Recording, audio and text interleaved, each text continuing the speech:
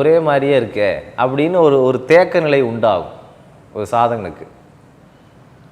அவன் வந்து அடுத்த கட்டத்துக்கு போகணும்னா கர்ம யோகம்தான் அவனுக்கான வழிங்கிறார்.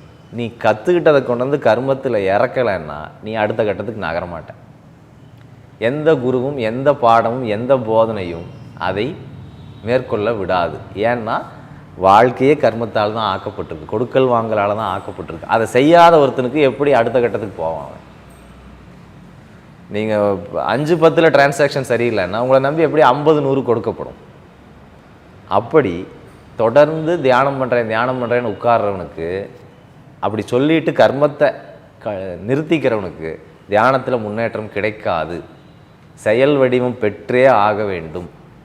அதை அவர் கிளியராக சொல்கிறார். தியானத்தில் விருப்பம் உண்டாகி செயல்படுத்த முடியவில்லை எனில் கர்மயோகம் அவசியமாகிறது. மஸ்ட்.